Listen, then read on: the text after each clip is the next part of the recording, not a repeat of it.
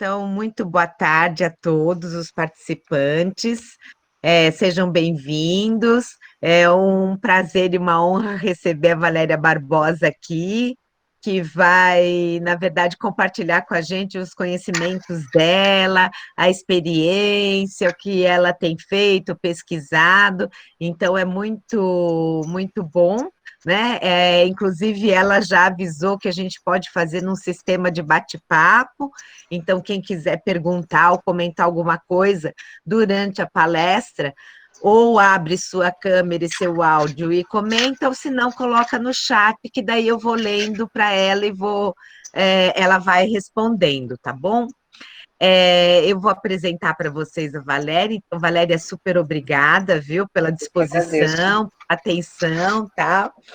A Valéria é pesquisadora em design, é doutoranda também em design, mestre também nessa área, no foco de teoria, história e crítica, pela Universidade Anhembi Morumbi de São Paulo, bacharel em desenho industrial, né, designer pela Faculdade de Belas Artes de São Paulo, professora na Universidade Paulista Unip, na Belas Artes e no Instituto Europeu de Design, no IED, São Paulo, ou IED, as pessoas pronunciam de N maneiras.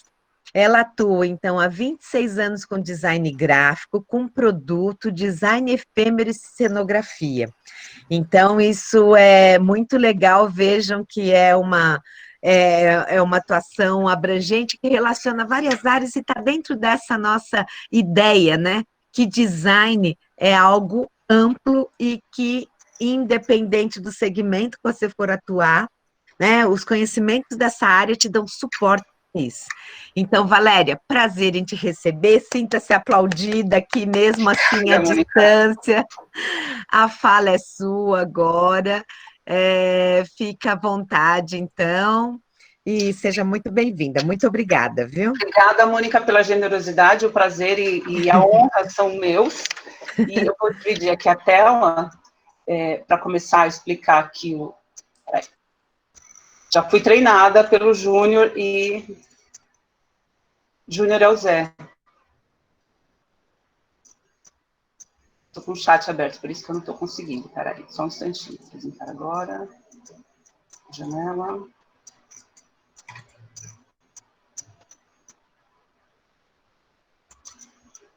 tirar.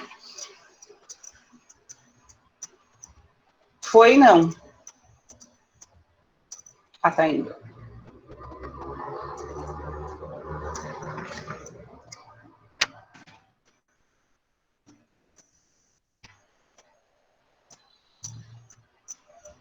A hora que estiver aparecendo. Maravilha. Tá Está indo? aparecendo, perfeito, tela cheia. E Tá, então eu vou desligar agora meu microfone e minha câmera, tá? Mas estou aqui beleza. acompanhando. Qualquer coisa que você precisar, você fala, a gente já entra, tá bom? Beleza, obrigada, Mônica. Imagina. Boa tarde a todos. Eu cumprimentei a Mônica e não cumprimentei o pessoal que está aqui assistindo. Super obrigada pela presença. Eu vou falar de design efêmero e eu coloquei esse ponto de interrogação até como uma espécie de provocação, porque o que é o efêmero, né? Logicamente que eu não vou entrar em elucubrações filosóficas, não é esse intuito, mas para a gente pensar que é o efêmero e o que é o efêmero nos dias de hoje, a gente pensar desde da Revolução Industrial para cá, ou mesmo desse período moderno, essa velocidade que a gente tem para tudo, praticamente tudo é efêmero, inclusive a vida da gente, né? Eu fiz uma linha do tempo, e outra coisa que eu queria falar é que em relação também ao termo design efêmero, quando eu comecei a trabalhar, a gente falava de arquitetura promocional, cenografia durante muito tempo, algumas empresas ainda usam, cenografia para eventos, arquitetura efêmera, alguns também usam, então o próprio termo com o tempo também foi se tornando efêmero e mudando. Só para valorizar um pouquinho a área que, por um lado, não é tão conhecida, e por outro, a gente tem sempre a relação com a cenografia. Tem um autor que eu gosto muito, que é o Rossini, que ele fala que a cenografia, diferente das outras áreas, a cenografia que começou com o teatro, ela ela sempre foi encarada como de uma forma até um pouco pejorativa, porque a gente sempre fala, isso aí é cenográfico, no sentido de ser falso, ou se é relação com, diferente de, por exemplo, da poesia, que é o poético, é o lírico, para o teatro está fazendo cena, sempre fazendo nesse sentido de algo nem sempre muito bom, e na cenografia, remetendo a essa ideia de falso, fake, o que não é, o que imita o real, né? Essa ideia de representação. E tem outras citações, só para valorizar também, tem um autor espanhol que ele fala que a cenografia é tornar a tangibilidade dos sonhos, é tornar os sonhos tangíveis. Eu acho super bonito.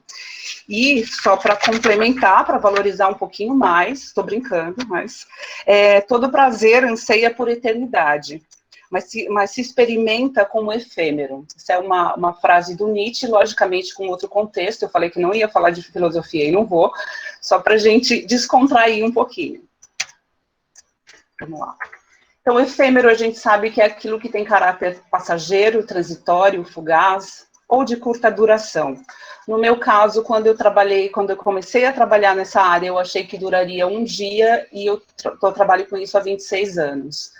Então, também é uma contradição nessa efemeridade aí, né? Aqui, um pouquinho da minha linha de tempo, eu já ouvi que eu vou para vários campos, que eu não tenho uma linha única, que eu faço muita coisa, e quem faz muita coisa, às vezes, não faz nada bem. E eu acho que, ao contrário, eu acredito que, por ter feito muitas coisas, e até que a minha linha do tempo do design efêmero, que começou em 96, e ele continua ainda nos dias de hoje, eu fiz outras coisas paralelas, eu acho que isso só agregaram um outro modo de olhar.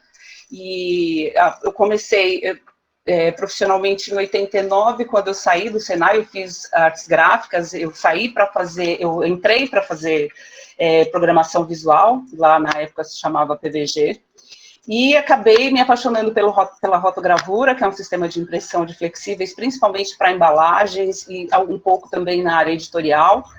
E depois disso, eu já saí do estágio, eu fui fazer estágio no Sul, e entrei numa empresa de embalagens, mais de embalagens cartonadas, então era um outro sistema de impressão, onde eu tive que reaprender tudo, e nesse meio do caminho que você está aprendendo, às vezes você não se dá muito conta do conhecimento que você está adquirindo, e de como o trabalho, as pessoas com quem você convive, como elas acabam afetando a maneira da gente pensar também. Em 95, eu terminei a graduação na Belas Artes, em projeto de produto, ainda era desenho industrial, como diz o João, isso denota idade, mas não tem problema.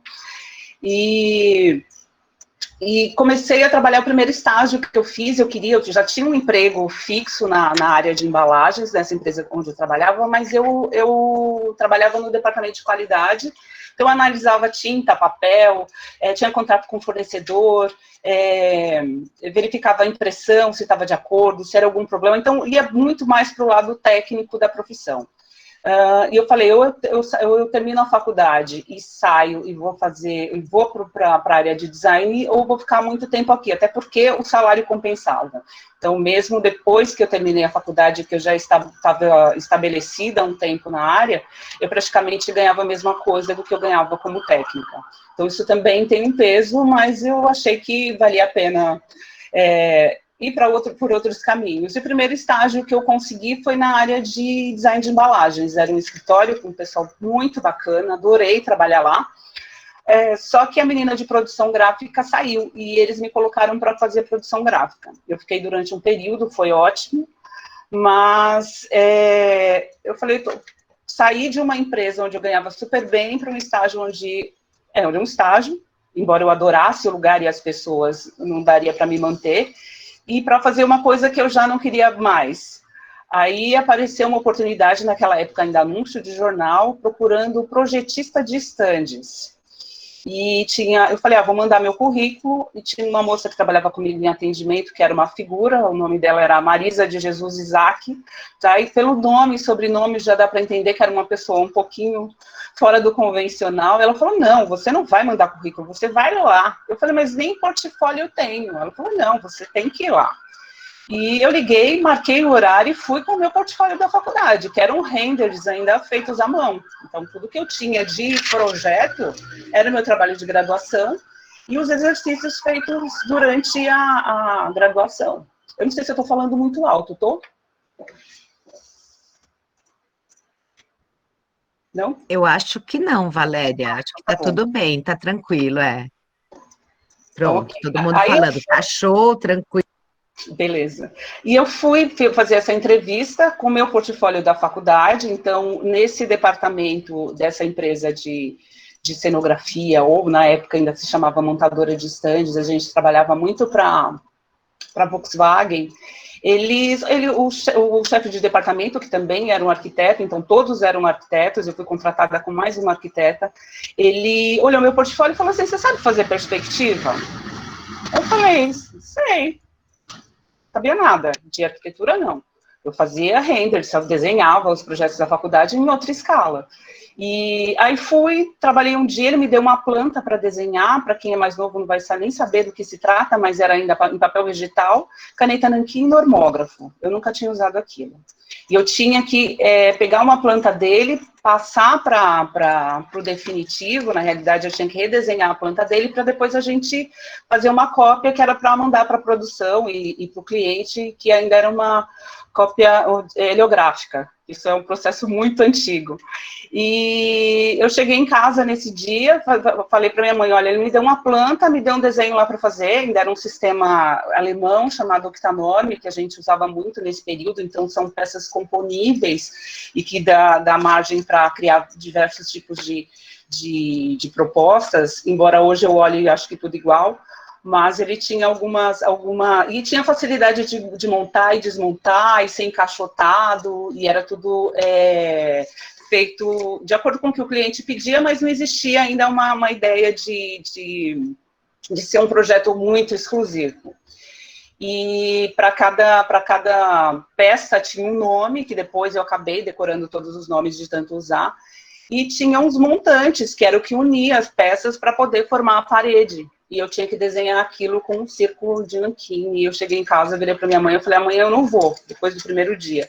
Por quê? Porque eu não sei fazer nada, ninguém me ensinou nada, e eu vou ser mandada embora.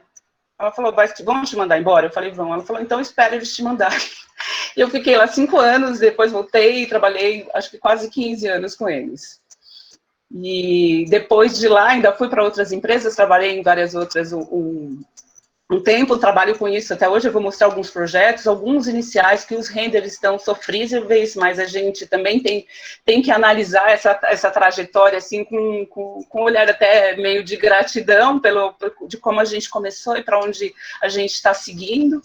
E em 2014, em 2007, eu esqueci de colocar aqui, eu fiz uma pós em arte e educação, também não tem relação nenhuma, mas porque a faculdade era perto da minha casa, eu queria voltar a estudar e acabei fazendo uma pesquisa no CCBB junto com o pessoal do Arte Educação Produções, que era uma empresa da Ana Amália Barbosa, Ana May Barbosa, e estudei muito o trabalho dela, e depois tive aula com ela, que foi muito bom, e eu fiz um estudo sobre os materiais propositivos do educativo. Então, eles criavam, a partir de pesquisas, uma proposta, principalmente para estudantes, de materiais, principalmente objetos ou algum tipo de jogo, que ajudasse a compreender a exposição. Então, era um trabalho de mediação, essa oficina acontecia depois. Então, eu fiquei lá, acho que 1 ano, mais ou menos, acompanhando toda a equipe, a formação, os trabalhos que eles desenvolviam, os cursos, e depois como é que eles chegavam nessas propostas para esses estudantes normalmente, só que eu não podia, na minha pesquisa, abordar estudantes, então tinha que ser público espontâneo, e o público espontâneo eram meus amigos, que eram obrigados a ir para lá todo domingo, ou um domingo a cada exposição, eu fiz em 2 exposições, e foi um trabalho que eu amei fazer. Então, era um outro tipo de olhar também para essa questão da exposição, porque na cenografia a gente trabalha também com exposição, mas era uma exposição artística, onde eu também analisava a expografia, então acabou contribuindo muito também para a minha atuação na área que eu já atuava. Em 2014, eu já tinha a ideia de entrar no mestrado, então, na realidade, essa ideia eu tinha desde a graduação, eu sempre achei que eu seria professora, eu guardava material, eu tinha material do Senai, de quando eu fiz Senai há muito tempo, e também isso em 2013, eu comecei a dar aula numa pós-graduação em jornalismo, que era uma aula de produção, era princípios de comunicação visual. Então, eu falava também de produção gráfica, e essa experiência que eu tive, que eu achei que não seria tão boa, me serviu muito para essas aulas, porque eu sabia do que eu estava falando, eu já tinha participado daquilo. Tanto no escritório de design, onde a gente tratava disso com uma certa distância, quanto no chão de fábrica mesmo, ali no dia a dia, vendo a impressão, mexendo com tinta e conversando com impressores e com o pessoal técnico. Então, isso foi muito bacana. Em 2014, a Mônica veio para a Unesp de São Paulo para dar uma disciplina sobre design contemporâneo, e eu fiz essa disciplina com ela, com a esperança que ela viesse para São Paulo para dar essa disciplina, e acabou não acontecendo, e eu não consegui ir para Bauru, mas essa disciplina mudou completamente a minha visão de design. Porque eu me formei nos anos 90, e sempre aquela ideia do design, ainda com aquela... vou chamar até de forma pejorativa de ranço humiano, aquela coisa racionalista, muito séria, uma coisa é design, outra coisa é artesanato, outra coisa é arte, cada um no seu quadrado, cada um é uma coisa e cada um tem que ter a sua distinção. Por outro lado, o Senai também me ajudou muito com isso, porque o Senai, a minha formação foi muito pragmática, então tudo que a gente desenvolvia tinha que ter uma razão. Então, na oficina, nas aulas de rotogravura, a gente tinha que, a partir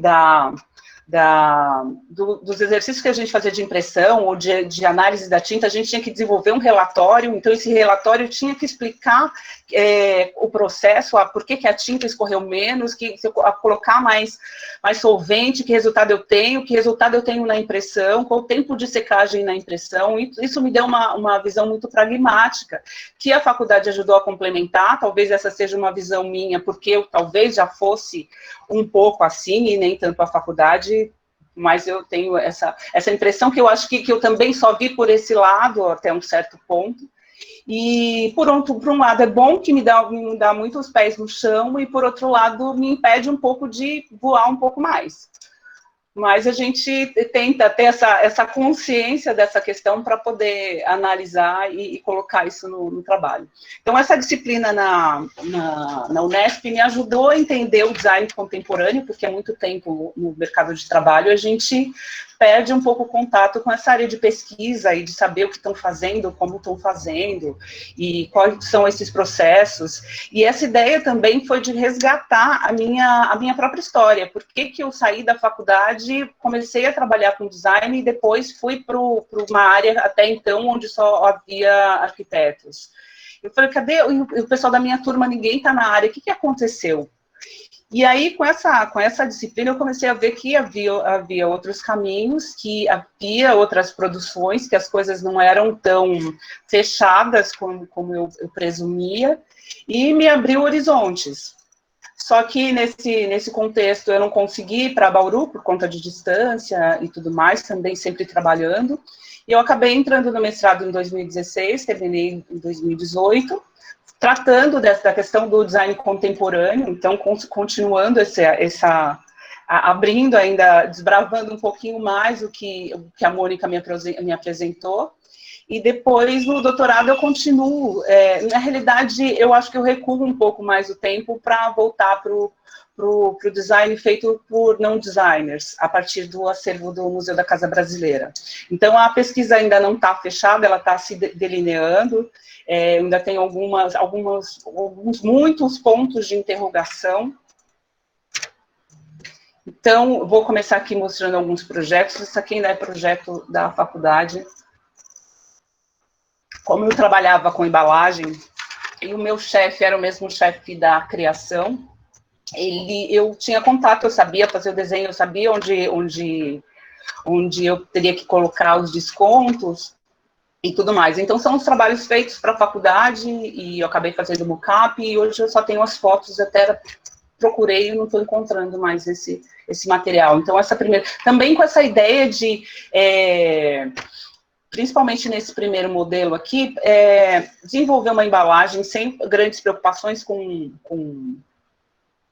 o material, eu digo com o custo do material ou com a utilização do material, mas mesmo como uma experimentação. Então ela não tem nenhum ponto de cola, ela só tem dobra e ela se fecha como uma bolsinha, que era uma embalagem para carregar bolo. Eu acho interessante também as outras palestras que eu vi aqui, e tem algumas coisas que eu consigo relacionar.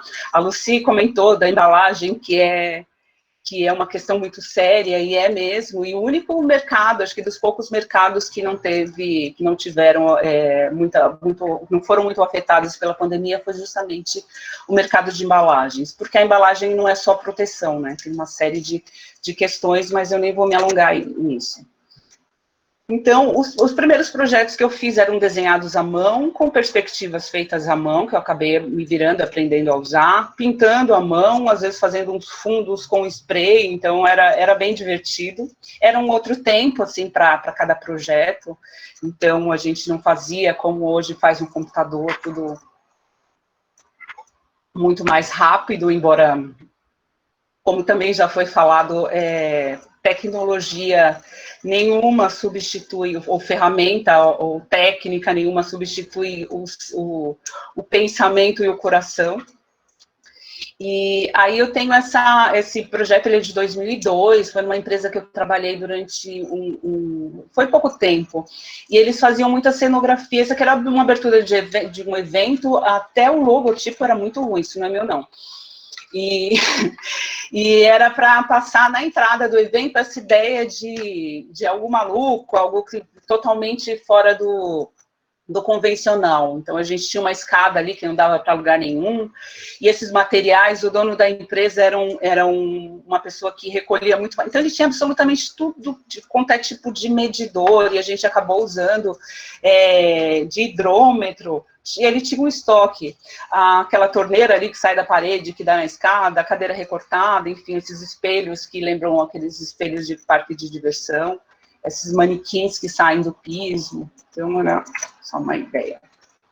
Também nesse período, a gente tem que pensar que em 2002, poucas pessoas tinham celular.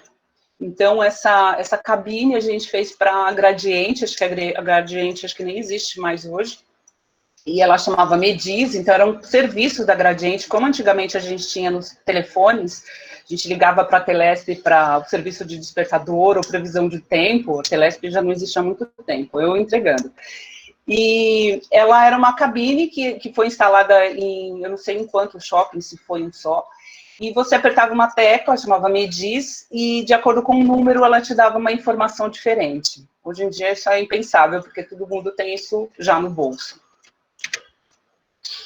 2005, esse é um projeto que o render não está bom, mas é um projeto já de stand para essa do pé, que é sandálias. Então, também, eu fazia o projeto, a gente tinha a produção toda junta lá na empresa, tapeçaria, marcenaria, só não tinha serralheria nesse tempo. Mas, como a gente ficava muito no escritório e não tinha a gerência de produção não dava muita abertura, eu achei que só depois, quando eu saí dessa empresa e fui trabalhar em outros lugares, onde eu tinha que ir para o pavilhão e que eu era responsável pela coordenação dessa montagem, é que a gente aprende a trabalhar mesmo. Isso aqui é um outro trabalho de 2005. Os computadorzinhos antigos, então era uma área pequena. Também um outro, que aí mesmo com detalhamento, então hoje eu trabalho muito mais com detalhamento do que com criação, até por conta da empresa que eu costumo prestar serviço. E eu lembro que esse detalhe aqui dessa luminária, que é iluminado, era um fechamento com um acrílico leitoso, e o marceneiro esqueceu de colocar, e falou, mas tá no detalhe. Então, faltou ir até a marcenaria, conferir o que estava tudo lá, mas simplesmente deixar na mão dos outros. A gente... Lendo aquele livro do Bezerra, o Designer Humilde, que acho que faz todo sentido também nesse contexto, de a gente saber que a gente não faz nada sozinho, que a gente precisa dos outros, inclusive para essa troca, para chegar num resultado melhor para todo mundo, para facilitar a vida do marceneiro, do serralheiro e a nossa. Então, às vezes, você gasta um tempão no detalhamento de um projeto, que muitas vezes ele olha e já sabe o que fazer. Outras vezes você acha que está tudo muito claro e nem sempre está. Então, também essa disponibilidade para discutir, para entender a perspectiva do outro e reconhecer a experiência dele, acho que isso é sempre muito importante. Aqui alguns outros projetos também, mais ou menos desse período. Para cada tipo de evento tem mais ou menos algumas características de acordo com o tipo de público. Então, esse primeiro da Siloer era acho que é Coromoda, se não me engano. A Coromoda acontecia em janeiro, com os lançamentos aliás, é Francal, porque aqui a gente tem lançamento de verão. E 2 vezes a Francal em janeiro, fevereiro, e a Coromoda em julho, que era com lançamento de verão. Então, alguns estandes, eles atravessavam 2 ruas. Então, aqui eu tenho uma fachada e tenho uma outra, porque cada uma pegava uma rua do pavilhão. Eu não sei se eu estou falando coisa que muito abstrata. Então, falando numa feira, a gente tem, acho que todo mundo já foi, ela é dividida em espaços expositivos, esses espaços são cortados por ruas, também tem as localizações, e então, por isso que essa pegava 2 ruas e tinha que ter 2 fachadas. Isso aqui foi uma feira, acho que a 2 rodas, que era para a BMW. Isso aqui é de 2006, eu só tenho 2 imagens, eu não sei nem se foi, acho que não foi esse projeto final, aqui a gente trabalha com os 2 sistemas, aqui o vidro, nesse sistema modular, e ele ganhou um prêmio desse evento, e não sei, não entendo muito porquê, inclusive o mobiliário interno eu fiz, era uma cozinha planejada, e foi comprada pelo buffet que estava, pelo restaurante que atendia a Tetra Pak na época, que era o Capim Santo.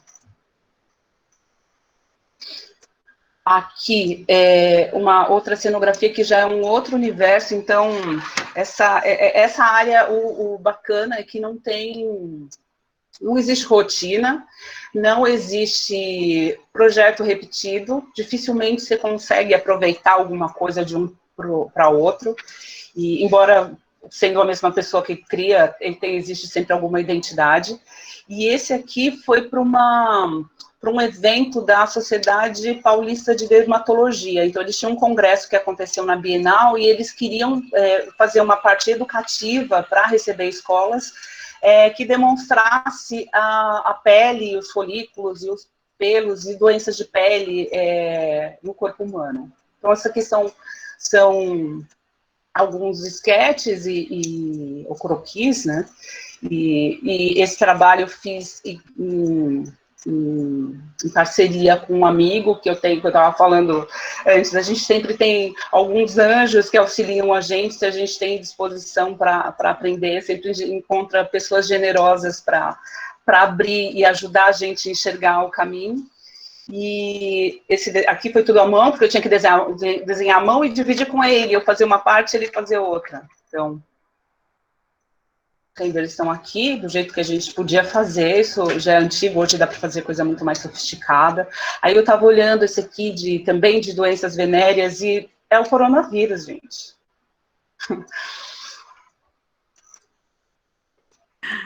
Valéria, estou até Oi? comentando aqui no chat que é o coronavírus mesmo.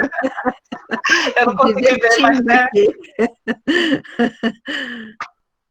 E foi assim, a gente tinha que pesquisar para falar desses aspectos aí da pele, mas vírus a gente viu algumas coisas, mas pelo tempo que havia para apresentar o projeto, não dava para fazer pesquisas muito profundas. E olhando hoje para isso, eu falei, gente, é o coronavírus. Aí, falando já de outra coisa, em 2007 eu saí de uma empresa que eu trabalhava e eu falei, quer saber, eu vou fazer outra coisa. Era uma empresa que eu trabalhei que eles faziam eventos para a área médica. E eu fui a trabalhar com atendimento, mas eu acabava fazendo projeto também. Existia o departamento de projeto lá, mas eles não davam conta de tudo, e muitas coisas, às vezes, eu pegava o briefing com o cliente, chegava no escritório e eu desenvolvia. E era engraçado, porque eram eventos, os eventos na área médica acontecem no Brasil inteiro, e são estandes muito pequenininhos, e normalmente com nome de remédio, e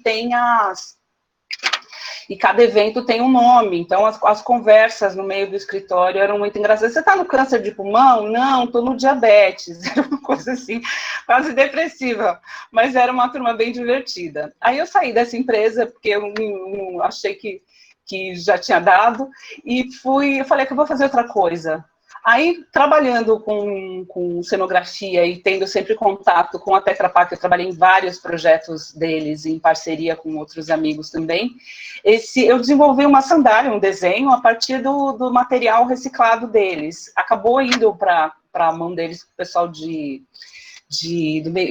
um departamento de meio ambiente bem sério. Um amigo meu fez esse protótipo, e acabou que a pessoa saiu de lá, e eu também não fui mais atrás, mas teria que fazer vários testes, porque esse material não é tão resistente, mas isso aqui é 2007, então eu fiquei trabalhando na área de cenografia, o design efêmero, e fiquei mais ou menos um ano e pouco, fazendo cursos de sapato e bolsa, que é uma paixão para mim. Eu voltei para o Senai. Aqui alguns trabalhos, então...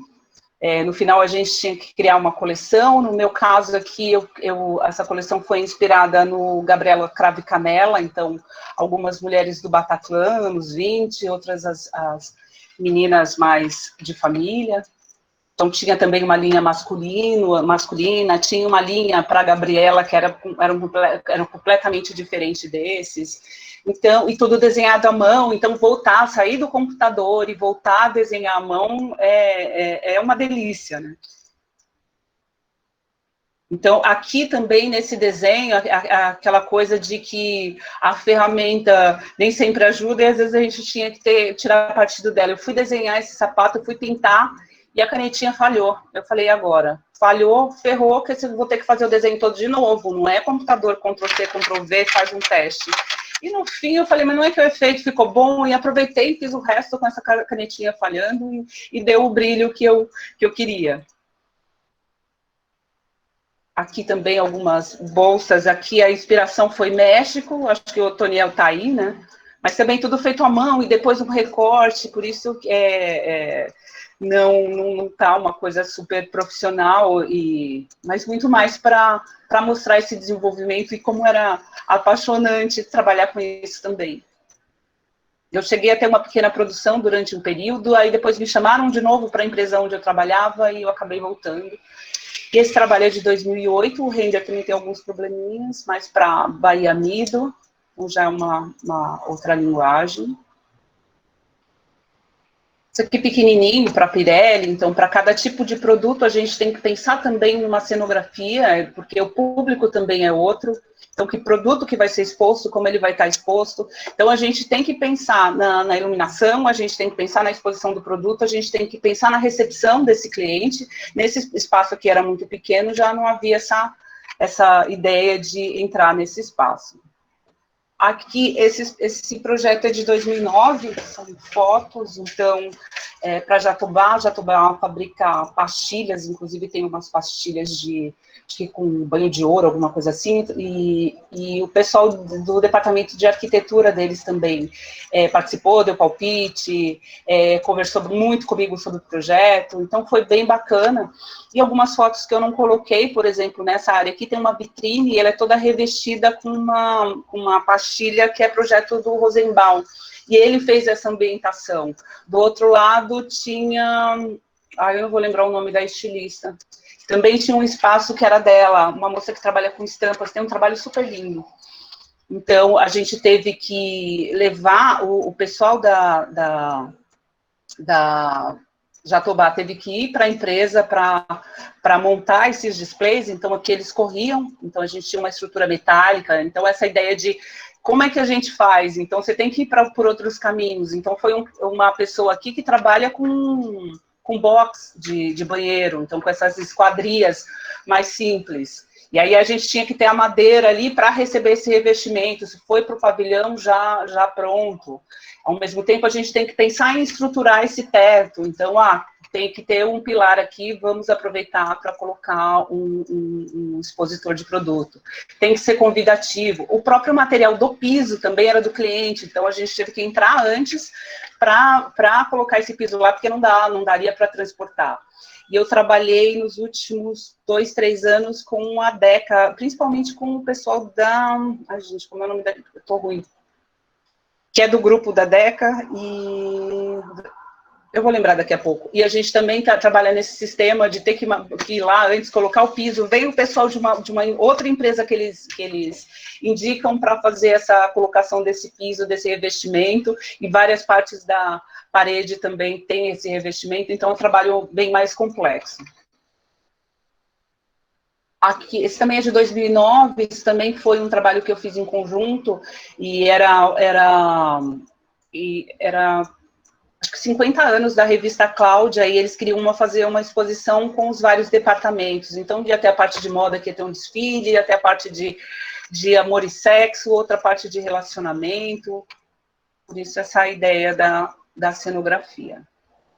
Esse aqui também é de 2009 para a IBM. Às vezes a gente precisa fazer um stand com mezanino, ou fazer uma proposta de stand com mezanino para o cliente, que é esse segundo andar.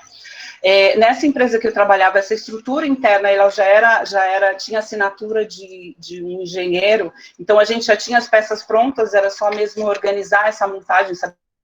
Colocar pilar de apoio, ter essa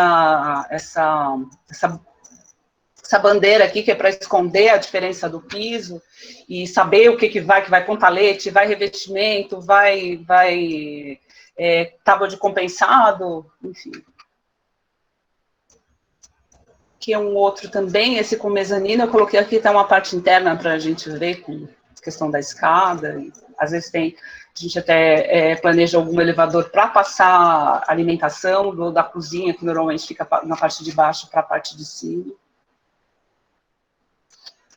Esse é o Bradesco de 2012, acho que eu ampliei demais essa imagem. Esse projeto eu fiz, detalhei e fui acompanhar a montagem no Paraná, ele foi montado em Cascavel. Estou reclamando de calor, Mônica, mas lá fazia 46 graus. Mês de, acho que início de fevereiro. E eu sei que eu desci do avião em Foz do Iguaçu, imediatamente eu comecei a passar mal. E, enfim, isso não tem nada a ver com o projeto. Esse projeto para o Bradesco, a gente fez vários projetos para o Bradesco, é uma feira agropecuária, então esse tipo de evento, grandes empresas participam, porque acabam fechando muitos negócios, são vendidos tratores, então a gente sabe o poder que tem o agronegócio, né? E para cada localidade era desenvolvido um projeto diferente. No caso aqui, a gente tinha uma tenda, na realidade uma tenda que devia ter mais ou menos 20 por 25, e ela foi cenografada. Então, ela só aparecia o cume de uma certa distância. Então, tem todo o revestimento dessa tenda aqui com madeira, e a gente não usa mais. Quando eu comecei a trabalhar, era maciava e pintava. Hoje a gente reveste com material sintético, que fica muito mais fácil para limpar, para aplicar, para substituir. E depois a estrutura já estava pronta, é meio que fazer esse fechamento. sem grandes preocupações com sustentação, embora houvesse, porque essa testeira aqui, ela precisava ficar numa altura tal que escondesse o cume da tenda, mas ao mesmo tempo ela tivesse uma fixação a tal ponto que ela não voasse caso desse alguma tempestade ou ventania, porque isso acontece num espaço a céu aberto. Então a gente recebe chuva, vento, enfim, tudo quanto é tipo de intempérie. Isso aqui também de 2012, para esse mesmo escritório onde eu trabalhava, para a Arno, e eu fiz alguns projetos para a Arno nesse período, então muita ideia de espaço aberto para receber o cliente e também para demonstrar os produtos. Então a gente tinha esses displays, tinha um espaço de recepção, sempre lembrando que esse tipo de espaço é um espaço também de hospitalidade, então essa ideia de receber bem seu cliente, porque esse espaço ele está ali representando essa empresa, então os funcionários também estão ali, então essa ideia de trabalhar também com essa questão semântica, essa questão dos significados, que tem que estar de acordo com o posicionamento da empresa no mercado, com o que ela está expondo e com o público do evento. Isso aqui pequenininho, de 2014, foi uma vitrine, na realidade veio um que visual pronto da Nike, e eles tinham esse espaço bem pequenininho em Pinheiros, que é um bairro aqui de São Paulo para quem é de fora, que eles, uma vez por mês, eles trocavam esse espaço expositivo. Então, era muito mais uma ideia de vitrine, e era próximo da loja que vendia, de um espaço expositivo para conhecer o produto, e todo mês a gente alterava, e eu fiz esse projeto aí, que foi montado, acho que em uma manhã, porque a gente otimizou essas peças, que eram para lembrar mesmo uma questão de topografia. E cada um desses elementos aqui era um desenho técnico. Então, com a Halter, que é um sistema de corte automatizado, a gente não precisa ficar sofrendo com raios, com medidas. Se estiver na escala e tiver o desenho certo, mandar que sai o corte direitinho, mas tem que ser numerado, porque cada peça tem o seu lugar. Aqui mesmo ela avançava para receber a exposição dos tênis e tudo mais. Aqui uma frase do Bezerra, que eu acho que para mim foi muito significativa, e nossa capacidade de design está ligada a quem eventualmente iremos nos tornar, individual e coletivamente. Então, pensando que nesse tipo de projeto, o coletivo importa muito. Eu só coloquei um trechinho aqui. Esse foi um stand para a Tetra Pak que ele tinha, foi em 2014, então remetia à Copa do Mundo, de 2014, e como muita gente não viria para o Brasil, porque é um evento internacional, eles resolveram fazer um stand um pouco menor. Na realidade, o menor tem mais de 1.000 metros quadrados, essa testeira toda em LED aqui, e ele só não tinha mezanino, mas tinha um grande bar para o pessoal receber jogos. A gente tinha uma ideia aqui de arquibancada, que na realidade era a exposição dos produtos. E esse projeto eu detalhei, eu acho que o Rogério, um arquiteto amigo meu, fez uma outra parte, e eu trabalhei na montagem, inclusive virando noite, mas foi muito bom. Aqui também é um outro projeto do César, que é um dos diretores de criação, mas aí vai a equipe toda para desenvolver, trabalhar no detalhamento, e não só no pavilhão, mas antes na produção. A gente costuma ir mais ou menos um mês antes do evento, era separado o escritório e a fábrica, e a gente ia para lá e trabalhava lá direto, junto com o pessoal da produção, até para tirar dúvida, para já pegar o desenho que ele estava precisando na hora, para discutir sistema construtivo. Então, eu trabalhei muito nesses displays aqui. Então, dentro de cada área da Tetra Pak, que era uma máquina montada mesmo deles, né? Nessa época eles ainda faziam, e cada uma dessas áreas aqui é um departamento da fábrica, da empresa.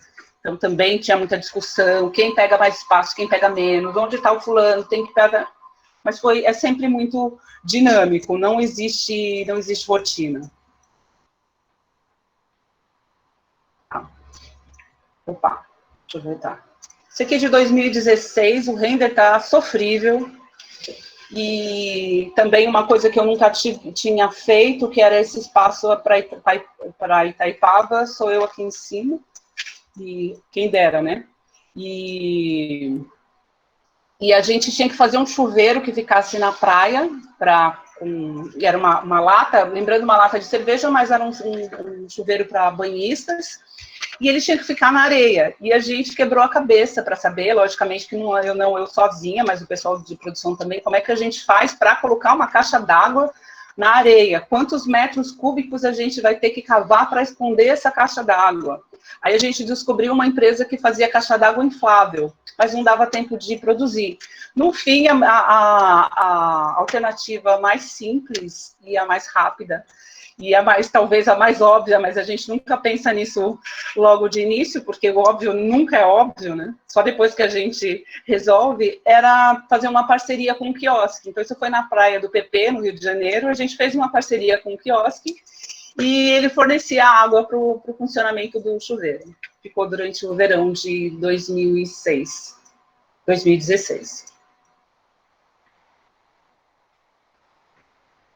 Também outra fase, e eu acho que eu estou na fase do Bezerra, somos mais do que o artificial, mais do que o que produzimos e mais do que o que criamos. Nosso artificial não deveria nos escravizar, mas ajudar a nos tornar mais livres, mais capazes, mais inteligentes e mais felizes. Eu acho que eu não preciso explicar nada. Então, essa ideia de que nessa área, principalmente, cada dia a gente aprende mais um pouco e a gente nunca tem resposta para nada, e logicamente que a experiência te ajuda a solucionar algumas coisas, porque você já fez anteriormente algo parecido, mas nunca é sempre 100% igual. Então, essa ideia de acabar se sentindo mais capaz, porque sempre é um desafio novo, e às vezes as coisas não dão tão certo assim, mas também é um aprendizado, isso é muito bacana. Isso aqui é um trabalho para a Nike em 2016, na realidade era um espaço conceito, então não era uma loja, um espaço ali, quem conhece São Paulo ali, perto do Minhocão, então numa ruazinha, era até movimentada, e antes tinha sido uma loja de colchão, então o espaço ele estava sofrível, então tinha infiltração, a gente não ia poder mexer no piso, tinha uma série de problemas, tinha sido antes uma casa de umbanda, e a vizinhança inteira, durante o período que foi de uma semana de montagem, eles iam perguntar, é muito interessante que parecia a cidade do interior, o que vai ser aí? Como é que vai ser? Tinha gente que entrava, que conversava, que é amiga do chinês do flango, sem desmerecer, mas é que ele falava assim mesmo. E tinha um grupo de cegos, Mônica, acho que fica perto da Fundação Dorina Nobel, não sei, e eles passavam... Lara Mara, que é aqui pertinho, Isso, e eles passavam lá e a gente ficava impressionado com a desenvoltura deles, e onde tinha buraco na calçada, eles desviavam, é muito interessante. E essa foi uma semana de montagem que a gente teve que correr, isso na parede são lambi-lambis, aquela impressão tanto aqui quanto aqui, a gente ampliou o mapa da cidade num papel fininho, mandou imprimir, e era colado como lambi-lambi mesmo, com uma cola bem diluída. E exposição de produto, aqui o banco também era um armário, então ele acabou funcionando pouquíssimo tempo, teve uma corrida em cima do Minhocão, e as pessoas se reuniram antes. Aqui, eu acho que depois da corrida, tinha um teste de pisada aqui, para verificar melhor a adequação do tênis. Mônica, estou muito atrasada? Valéria, são 3h20. Tá. Pode... Vai mais tranquila, assim. Eu achei que você ia falar, corre. Não, assim, não precisa correr que dá desespero em palestra sair correndo, né? Mas a gente tem um tempo ainda, se der para ser mais uns 20 Não, minutos, tranquilo, 25, tranquilo, tá? tranquilo. Para o pessoal poder perguntar e comentar. Beleza. Então, isso aqui é lá dentro. Então, é uma foto que eu peguei da internet, porque a gente não tinha fotos boas. Então, no dia que aconteceu, aí com a iluminação já e com essa projeção já dá outra ideia. Aqui a CUFA, que eu falo que foi a melhor montagem da minha vida. Um espaço super pequeno, na CUFA, a Confederação é única da Central Única das Favelas, no Rio de Janeiro. Então, a gente foi antes, eu e a Andréia, de atendimento, para fazer uma visita técnica, e a gente foi primeiro num espaço na Lapa, no Rio de Janeiro, onde funcionava uma ONG, eu saí de lá quase chorando, porque a gente ia modificar o lugar, e, enfim, por conta de ser uma ONG, não podia ter um espaço comercial, entre aspas, embora fosse mais um espaço expositivo. E aqui a gente teve que ir até esse lugar, fazer essas medidas, e no fim não batia. Eu sei que no dia seguinte a gente voltou, e um calor no mês de dezembro no Rio de Janeiro, e eu sempre reclamando do calor. E essa peça aqui eram essas janelas, e a gente tinha uma estrutura metálica que tinha que entrar dentro dessa janela. Acho que eu medi isso tanto e a gente ainda levou um serralheiro com medo de dar errado, mas encaixou perfeitamente. Em outros tipos de evento, normalmente a gente tem um espaço livre, ou tem mais espaço, então você consegue fazer algum ajuste na hora. Aqui não havia possibilidade, e não precisou. Então, e era um espaço conceito voltado para basquete, então no Minhocão, corrida, e na CUFA, basquete. E aí teve essa arquibancada também, e depois é um desenho do Bormeister, que ele faz alguns trabalhos para a Nike, e bem bonitos, e eu acabei com a minha unha limpando esse piso aqui, porque tinha que limpar, tipo uma máscara como de grafite, e onde estava borrado e retoque, a gente fez à mão, um armário para as bolas, como chama isso? Não vou Tela? lembrar. Não, tem um nome específico. Daqui a pouco eu lembro. A gente também colocou, porque não havia, e Grade? ele fica... Estou falando aqui, grade. Não é grade. É uma grade, mas tem um nome específico. Alambrado. Um alambrado. A gente colocou, então teve que medir antes para já ir o material. Então, na realidade, deu tudo tão certo que a gente saía da montagem às 6 horas da tarde. Porque não tinha mais o que fazer, a gente terminou antes. Foi muito tranquilo. Muito tranquilo. E talvez esse ainda esteja lá até hoje, porque era uma parceria da Nike com a CUFA, e fica bem debaixo do viaduto de Madureira. Então, aquela vida do Rio de Janeiro completamente diferente da nossa, né?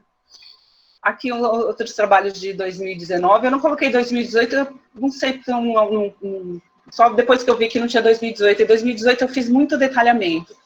Então, isso aqui para Genês, que era um evento, isso aqui era um evento ia acontecer na Bienal, e às vezes a gente tem que modelar também o espaço do local, se não conseguir a planta.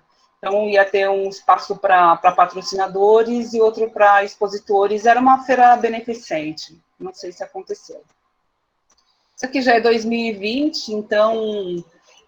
eu não sei se aconteceu esse evento, eu fiz esse projeto já no meio da pandemia, correndo, então era para acontecer na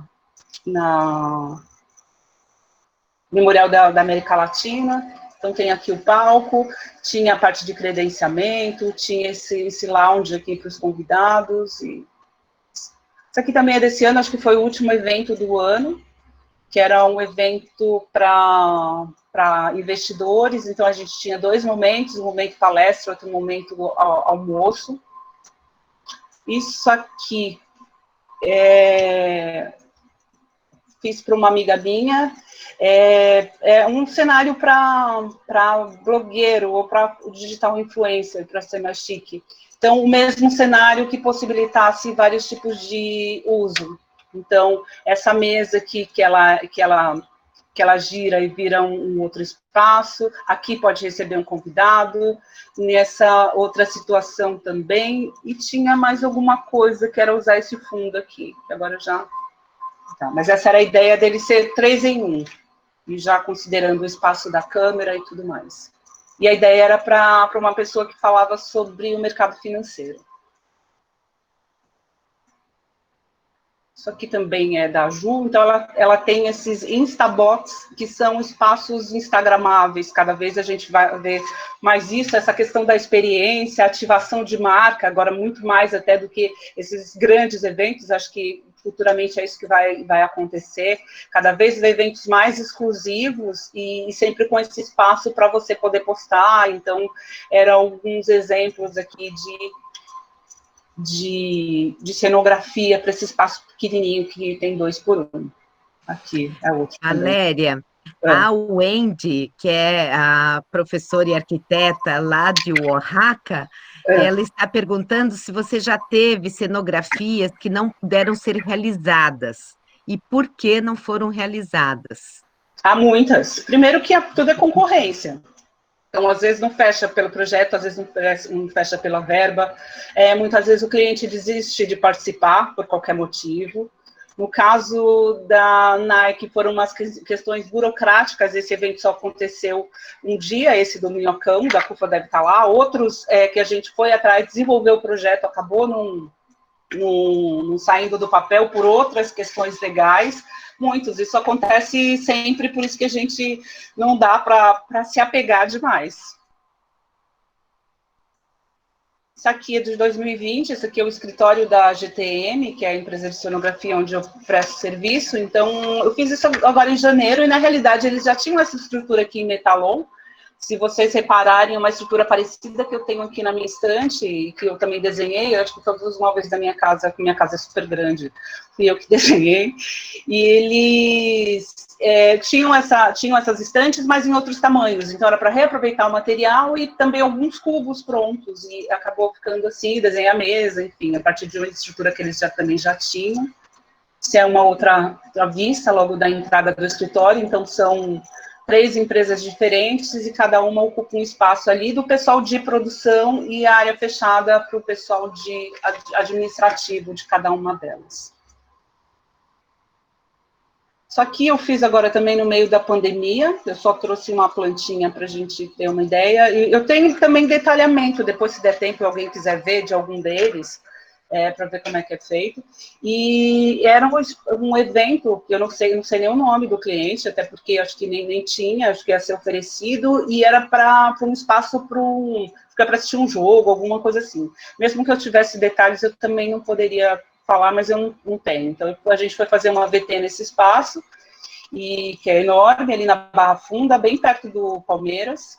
Então, aqui só umas vistas e esse distanciamento e essas passarelas para entrar e os telões. Na realidade, eu tinha colocado 3, eles preferiram ficar com um só para esse evento. Então, uma parte de eventos... Ih, pulou. É isso. E agora eu vou passar para outra área. Posso? Pode, claro. Então, essa frase do Paulo Freire eu uso sempre no primeiro dia de aula, se tiver algum aluno meu aí vai reconhecer. Ninguém caminha sem aprender a caminhar, sem aprender a fazer o caminho caminhando, refazendo e retocando o sonho pelo qual se pôs a caminhar. Então, eu acho que um sonho antigo meu era essa área acadêmica. Não que olhando para trás tudo que eu já fiz também não seja assim uma grande satisfação, mas aqui acho que começa mesmo uma realização. Aqui é uma foto de 2014, eu não sei se você lembra, Mônica, que foi na frente do ateliê da Yamamoto. Olha, Fernanda Yamamoto. lembro sim, Fernanda Yamamoto, isso mesmo. Fernanda vai estar com a gente também em palestra aqui em outubro. Ah, que bacana. A gente fez uma visita lá, né? Isso, foi muito bacana, foi muito bom. Vanessinha. Então, isso aqui, eu começo a falar da minha pesquisa de mestrado. A Iana, outro dia, fez uma pergunta, eu acho que foi para o Delano, sobre a questão da nomenclatura.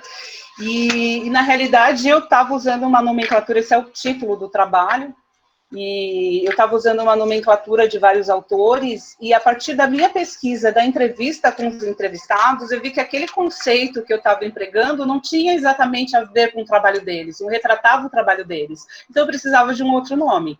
Então, não é para ter destaque como nome, olha, que nome importante, não, porque aquela produção específica, eu precisava ter um outro nome que abrangesse esse tipo de trabalho, e não é o que os outros autores estavam tratando, como design conceitual e tudo mais. Então, eu fiz, na realidade, também um resgate da minha trajetória com essa pesquisa. Tem um Moura aqui, que eu não sei quem é, e entender como é que esse processo se deu, por que agora também o design tem muito mais importância, embora tenha algumas questões ainda que a gente não vai entrar aqui, mas por que a partir dos anos 90 essa produção começou a acontecer de forma um pouquinho até mais livre, se dá para chamar assim, e sem essa preocupação rígida com funcionalidade, com funcionalismo, com meios de produção. Então, foi isso que eu fui investigar, resgatar um pouco essa história e entender quem é que estava produzindo isso. Então, por isso que eu denominei de fora de série, muito mais como uma compreensão, porque nesse momento acho que não cabe nenhuma definição estanque, não cabem rótulos, não cabem catalogações, foi mesmo uma forma de eu tentar compreender e denominar para eu poder redigir o meu texto a partir dessa minha percepção.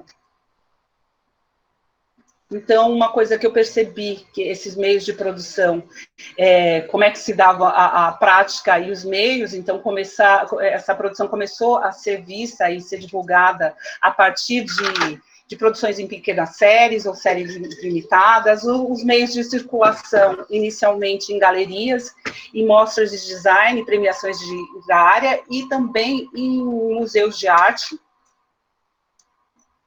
Uma outra questão que também eram feitos por não designers, então eles não tinham eu faço essa leitura, não tinham essa preocupação, esse peso da formação, então essa obrigação de fazer dentro de determinados parâmetros. Acho que isso já mudou, mas essa inicialmente foi o que eu comecei a perceber. A questão da comercialização, então em lojas próprias, lojas especializadas, lojas de museus, feiras e mostras, além de vendas online. E a metodologia, principalmente, não existe uma metodologia única, não existe um modelo racional, a produção ou o meio de chegar a algumas propostas podem ser muito intuitivas, então, ou mais experimentais. Então, eu também peguei um trabalho da Patrícia Ferreira, que é uma portuguesa, que ela, no trabalho dela, ela chama de design conceitual, mas ela delimitou algumas estratégias que eu consegui colocar, e também como forma de compreender, não, de novo, não como forma de catalogar ou delimitar, mas como forma de compreender, porque nada é só aquilo.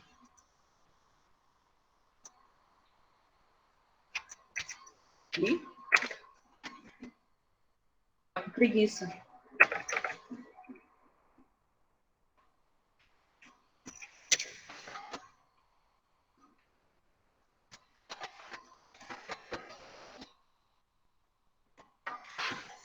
Acho que é o calor. Ah, foi. Valéria, tem uma pergunta também aqui do Léo Camargo. Ele está dizendo Léo. assim, ó, Valéria, incríveis projetos.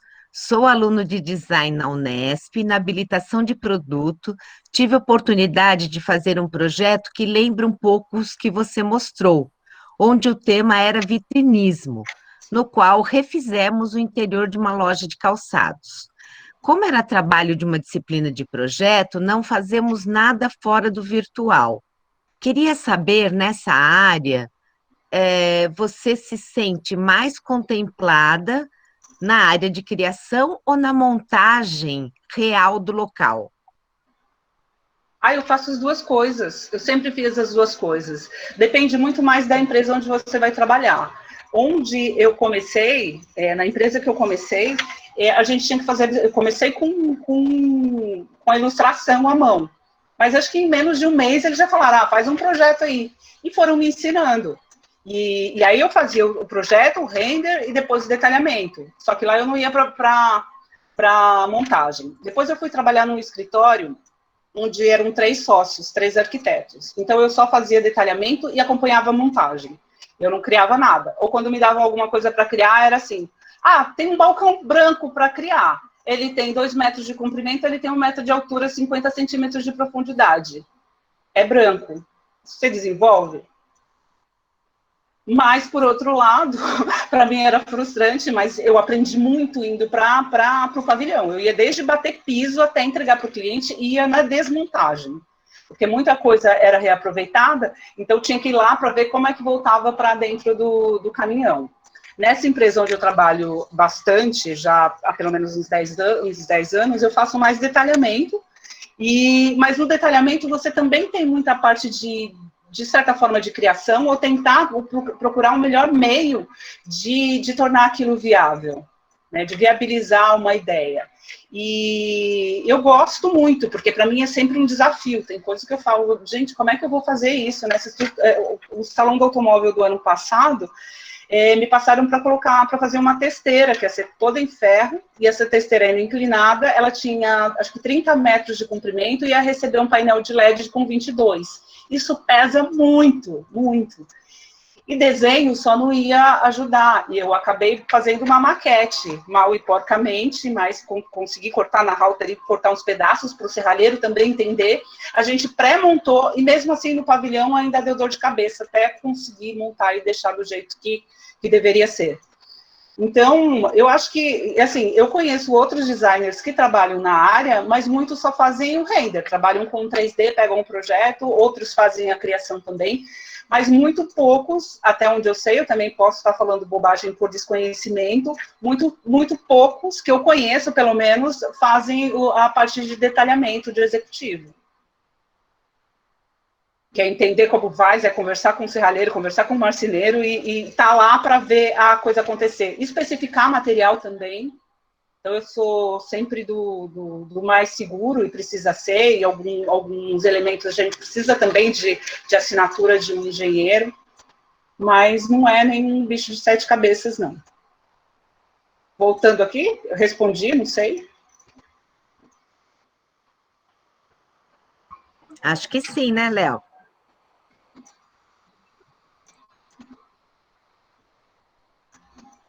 Ah, uma coisa interessante dessa pergunta dele Sim. é que também essa possibilidade desse design efêmero, para a arquitetura, também é uma forma de experimentar novos materiais, né? Então, já que vai durar pouco tempo, que tem um tempo de utilidade ou de montagem X, dá para inovar ou tentar outro tipo de materiais que talvez, possivelmente numa arquitetura convencional, não seria possível. Então, isso é bem bacana, porque dá para usar mais. E usar outras coisas. Já vi muita coisa feita com espaguete de plástico, sabe, daquelas cadeiras antigas da casa da avó? Que em cenografia dá um resultado belíssimo. Então, voltando aqui na questão só para não atrasar muito, das estratégias, uma delas é a reinterpretação. Então, a partir de um referencial familiar, criar um outro artefato, algum elemento, então, ou a utilização de um arquétipo. Esse trabalho é belíssimo do André Ferri, e ele é super generoso, me mandou umas fotos em alta qualidade, sem questionar nada. A experimentação, no caso aqui, esse banco da 88, eu sempre falo 880, eles partiram, então, se parte de uma questão mesmo experimental, então esse resultado nem sempre é 100% controlado, então a ideia é que o processo te ajude a entender e te leve para alguns caminhos. Então, eles conseguiram fazer no escritório, na empresa, no galpão, sei lá, uma fundição artesanal, onde eles usaram alumínio, acho que 70% advindo eu não sei se você já conhece esse trabalho, se eles já conhecem, Mônica. Às vezes eu estou chovendo no molhado. Não sei se eles conhecem, talvez não. Tá. de lacre de latinhas, e eles fizeram o que eles falaram, um modelo, no texto deles está um modelo com isopor. E à medida que esse material foi se impregnando no isopor, deu esse resultado. Acho que até a reação química, inclusive. E aí eles gostaram do resultado, então uma linha de produtos, acho que de 5 produtos, tem vasos, tem uma mesa, tem esse banco, e eles batizaram e se o fundo do mar fosse prateado. Então também, o próprio nome é poético, né? E essa questão de lembrar sedimentos, enfim. A recontextualização também é uma outra questão, através de uso de ready-mades ou de algum outro produto industrial. Se é do Sérgio Matos, também o trabalho dele é magnífico. A recomposição de elementos. A representação, então, questão do uso de ironia, ambiguidade, metáforas visuais, também reforça a questão da reflexão e da interpretação. Então, são produtos que usam muito a questão semântica dessa interação com o usuário, né? Ele não está só ali para uso, mas também eles são dialógicos. A Manos, eu conheci o Estúdio Manos através da Mônica também, e eu fiquei encantada, eu sou apaixonada pelo trabalho deles e por eles também. Quando eu fui lá a primeira vez, eu sentei e falei, eu quero morar aqui. E eu não sei se eles estão no mesmo espaço. Então, esse trabalho que vai muito por essa questão poética, que eles também não colocam uma denominação ao que a gente faz é design, o que a gente faz é arquitetura, o que a gente faz é cenografia, eles também fazem um pouco de tudo, alguns eles chamam de objetos, outros eles chamam de objetos de arte, e sempre com referência em outros elementos, e sempre uma memória afetiva muito presente, né? Então, aqui também a gente pode chamar de representação com esse vaso filhote. Então, eles têm uma linha de trabalhos em cerâmica, com reaproveitamento de moldes e gerando outras peças, que eu acho magnífico. E eles também são super generosos, são super abertos a dialogar, e não tem o que falar deles. Eu sou fã de carteirinha. Então, o meu trabalho de pesquisa final foi justamente analisar o trabalho do Estúdio Manos e da Ovo. Então, aqui eu falo um pouco de interação, que também seria uma outra estratégia. Então, a participação do usuário ou do utilizador para que essa proposta se concretize formalmente. Então, eu não preciso ter um produto que ele tenha um propósito de uso específico e único. Então, de acordo com essa proposta, o usuário pode usar como um tapete, como um espaço para uma criança brincar, para sentar, para ficar em volta, para bater papo, enfim. O outro ali também é o trem de pouso, que lembra muito aquelas insígnias da aeronáutica, e pode ser uma mesa, pode ser um apoio para algo, pode ser um carrinho de apoio, pode ser uma mesa, um banco, enfim. Quem adquire escolhe.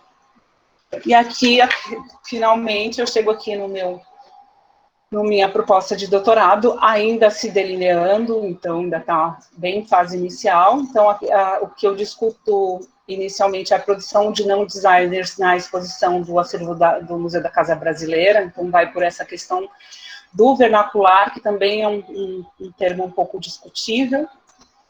O que eu pretendo abordar é a questão da memória, da cultura material, também a questão do colonialismo, fetichismo e também tipografia. E é isso.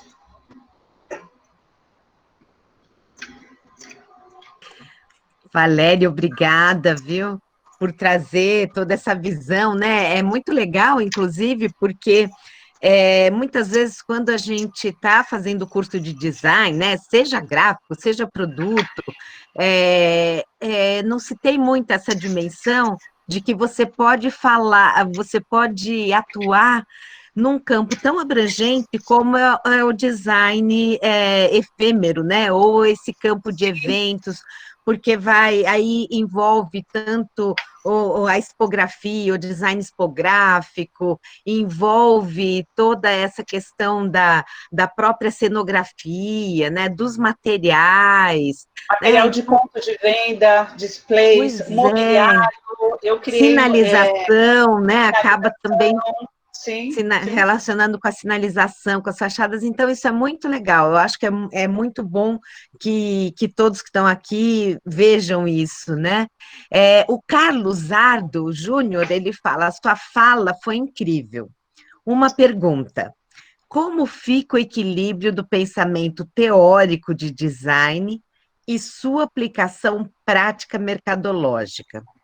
É possível esse casamento ou essa é uma utopia? Olha, eu, na realidade, não pensei ainda a respeito disso. Eu coloquei separado não porque por conta de... mais para ficar de forma mais didática. Na realidade, pensando na minha trajetória e fazendo uma análise, eu acho que uma coisa adveio da outra. Agora, de voltar para esse trabalho acadêmico ou voltar para olhar... acho que me ajuda a analisar, mas eu não sei se eu acho que enriquece o trabalho, de qualquer forma, o que eu faço hoje em cenografia com esse trabalho acadêmico também me ajuda a pensar de outra forma, porque a gente vai adquirir um repertório conceitual e teórico, que talvez não fique tão claro no trabalho, mas de alguma forma ele está inserido ali. E eu teria que pensar mais um pouco a respeito disso. Eu não sei se é tão utópico, porque ao mesmo tempo que eu estou na área acadêmica, eu até ontem conversei com uma amiga minha, eu falei, se aparecer alguma coisa, você me chama. E os eventos são parados, né? Nas férias, quem sabe eu consigo, porque é apaixonante, não tem rotina, você também não tem sábado, não tem domingo, você vai para o pavilhão, é de tênis, uma regata e cabelo, maquiagem, pode esquecer. Mas também esse dinamismo é muito bom, de você ter todo esse estresse, de você entrar e não ter nada e sair com um evento pronto. Isso é muito gratificante, nesse sentido de que a gente tem, é efêmero também no prazo de duração, mas no tempo também de construção. Respondi, Carlos. Carlos está elogiando, mas ele é meu amigo, não vale. O Carlos disse que sim. E, gente, mais alguma questão? Fala um pouquinho, Valéria.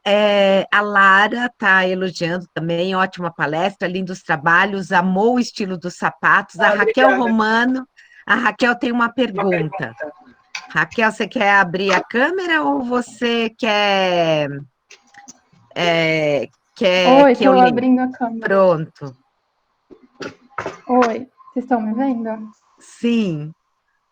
Oi, Valéria, queria parabenizar pela palestra, foi bem legal. Obrigada, Raquel.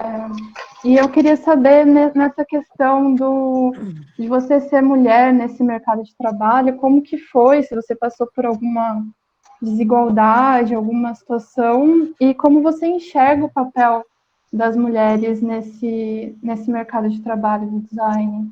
Eu acho que no início, sim, me lembra até um tempo que eu fui fazer estágio no Sul, ainda logo que eu saí do Senai. E eu ficava, era uma empresa de embalagens e fotogravura, flexografia, e eu lembro que eu usava um jaleco para não me sujar de tinta. E um dia eu estava atrás da máquina e veio um operário, ele levantou o meu jaleco e falou assim, porque eu estava de costas, de sainha? Aí eu olhei para ele e ele só faltou se afundar no chão, porque ele achou que fosse um homem. Já trabalhando com cenografia, quando eu comecei muito a ir para pavilhão, e normalmente, né, quando eu comecei, eram poucas mulheres, hoje tem muito mais, e era eu e as meninas da limpeza, normalmente, ou tinha uma outra designer ou arquiteta em outro estande, mas pouquíssimas. E às vezes tinha essa questão de duvidar do que você falava. Então, às vezes eu estava com um detalhamento pronto, o projeto pronto, e já ouvi falar assim, isso aqui, colocar a peça para montar no chão, virar para mim e falar assim, e aqui, como é que você resolve isso? Aí você tem que respirar fundo, eu faço assim, assim, assim. Tá certo, já tá no detalhe. Mas você é muito mais experiente que eu, o que você acha? Várias vezes eu dei essa resposta. Eu dava a resposta correta e depois pedia a opinião. Aí eles começavam a baixar a bola. Então, às vezes, a gente não vale a pena bater de frente, é você ir conquistando o seu espaço. Muitas vezes eu fiz isso. Olha, eu acho que eu resolvo assim. E você, com toda a sua experiência, o que você... Mas sem ironia. E aí a coisa ficou mais fácil. Hoje tem muitas mulheres na GTM mesmo, que é essa empresa que eu presto mais serviço, era praticamente o departamento de projeto só meninas e super competentes e uma equipe super, super linda e boa de trabalhar. E equipe mesmo, da gente estar junto, do cliente estar no pavilhão pedindo desenho de móvel, e eu desenhando à mão, fotografando no celular, porque com toda essa tecnologia, cliente é cliente. E passando para a Bárbara, que estava lá, vê se é isso com ela. E desenhava à mão e ia para a marcenaria para produzir. E ficaram lindos, e eu não sei nem que fim levou. Acho que, no fim, muita coisa vai para doação, vai para reciclagem, nem tudo se guarda, porque é um universo enorme de peças e elementos que a gente acaba produzindo. Respondi? Sim, obrigada. E, Valéria, a área de embalagem, especialmente, também é uma área que envolve um público, né, masculino bem intenso, né? Sim. Porque você acaba lidando com muita gente que é da engenharia ou da técnica, tal, e que é uma área mais complicada até de trabalhar, Sim. né? E eu trabalhei quando era na indústria, uns 5 anos, e vivia no meio da produção, nunca tive tempo com eles, a não ser nesse estágio aí, que aí ele levantou, mas ele achou que realmente fosse um homem, ficou muito sem graça, mas lá nunca tive uma cantada de vez em quando, você escuta sempre, e é aquela coisa de dar risada, fingir que não é com você, e nunca, também sempre de forma respeitosa. Então, eu nunca tive esse tipo de problema de assédio, nem nada. Mas é uma área... Pode falar. E é isso mesmo, né? Infelizmente, tem que se impor pela competência, Sim, né? sim. Na verdade, assim, bem no meio profissional mesmo, você se impõe pela competência, né? Porque sempre, normalmente, né, as designers são mais questionadas, principalmente quando envolve coisas muito técnicas, assim, né? Sim. Então, isso se dá na gráfica, né? Quando você vai para a gráfica ou ia para a gráfica, né? Que a gente falava o chão de fábrica mesmo, né? Sim. Então, você está na indústria de mobiliário, idem, né? E assim vai. Pelas áreas que você vai, parece que o único lugar, e até uma coisa que a Raquel aponta na pesquisa dela, é o único lugar que parece que aceitam as designers de uma forma um pouco mais natural, é como se realmente você é muito mais respeitada, é quando você está nas áreas, entre aspas, femininas. Moda, joalheria, né? Daí tudo bem. Aí Sim. você tem o poder, né, da palavra e tudo mais, a tua palavra é a última, mas as outras áreas não muito, né? Olha, a Jéssica quer fazer uma pergunta também.